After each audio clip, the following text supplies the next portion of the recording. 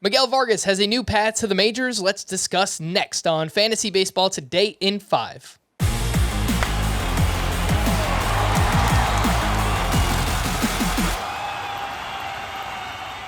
Welcome into FBT in 5. As always, make sure to follow and stream us on Spotify. Today is Saturday, July 2nd. I am Frank Stanfield, joined by Scott White.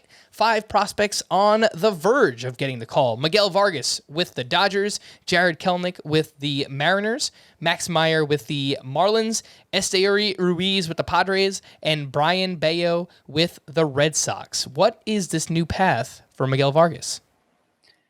It's the outfield, Frank. It's the outfield, something he hadn't played until making a couple appearances there very recently in left field.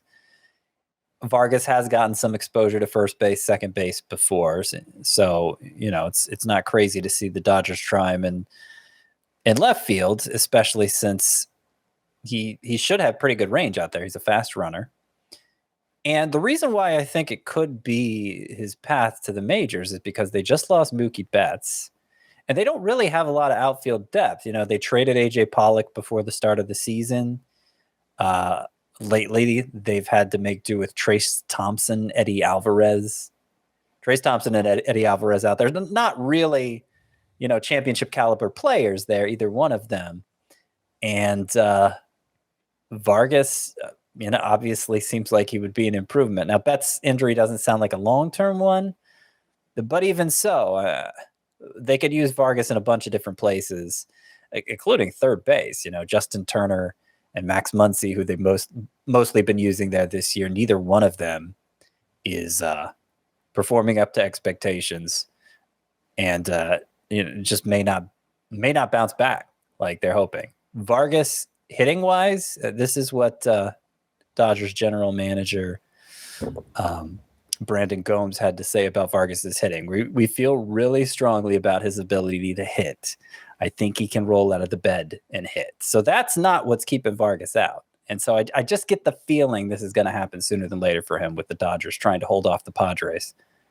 Fair enough. All right, let's take a look at the 5 prospects on the periphery. These are names doing something of note as of late. Cole Ragans, starting pitcher with the Rangers. David Villar, a third baseman with the Giants.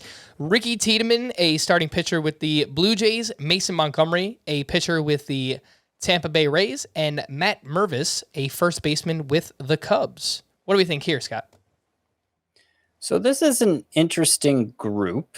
You've got Ricky Tiedemann, who's kind of emerged as an elite pitching prospect this year. He's still only 19 years old, left-hander in the Blue Jays system, and he has just the most hits he's allowed in any start is 4.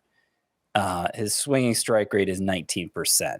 He has just tremendous stuff, and the numbers are so good. It's hard not to see him as one of the best left-handed pitching prospects in the game now. So stock way up for Ricky Tiedemann in dynasty leagues. But you also have some older prospects who aren't, have never gotten much hype before. So it might be easy to dismiss them as just kind of quadruple A types, ones who aren't really going to contribute in the majors, despite the numbers they're putting up in the minors. But I don't think that's necessarily true, especially for Cole Ragans of the Rangers. Now, he's a left-handed starting pitcher. He's a former first-round pick, but he has had Tommy John surgery twice, and then in addition to that, lost the 2020 season due to the pandemic. So he's been stalled in the minors for a while, and this year he's finally delivering on his potential. He's been compared to Cole Hamels before as a guy with a low to mid-90s fastball, great changeup, left-handed pitcher who throws strikes. And, he's doing it at AAA. So Cole Ragans could get the call soon for the Rangers. David Villar of the Giants, a third baseman, 25 years old, but hasn't been in the minors for that long. Drafted out of college, obviously. He's already up over 20 homers in just a couple months time down there in the minors. So he's been delivering big power. He's been getting on base at a high rate. The strikeout rate is also high. And of course, he's in the Giants system. So you wonder how much opportunity he would have to play full time anyway. But it won't take long in a dynasty league to see if he's going to sink or swim. So David VR is interesting for that reason. And then Matt Mervis, I want to highlight him of the Cubs. They don't have an heir apparent at first. They don't have an obvious heir for Anthony Rizzo at first base. And Matt Mervis, 24-year-old, up to Double-A now, is hitting well over 300. He's about to 20 homers as well, 20 doubles as well. And, the numbers just really jump out at you. And as a left-handed hitter, he might be able to make it work. I'd worry a little more if he was a right-hander. That lowers his utility a bit as a guy who's limited to first base. But Matt Mervis is somebody to keep an eye on. Scott, I know Frank Schwindel is hurt right now, but come on. What is he, chopped liver? I mean, he's not a long-term building block, I will say that. Well, tell that to my dynasty team. For more extensive fantasy baseball coverage, listen to the Fantasy Baseball Today podcast on Spotify, Apple Podcasts, Stitcher, your smart speakers, or anywhere else podcasts are found. And thanks for listening to Fantasy Baseball Today in 5. We'll be back again on Monday morning. Bye-bye.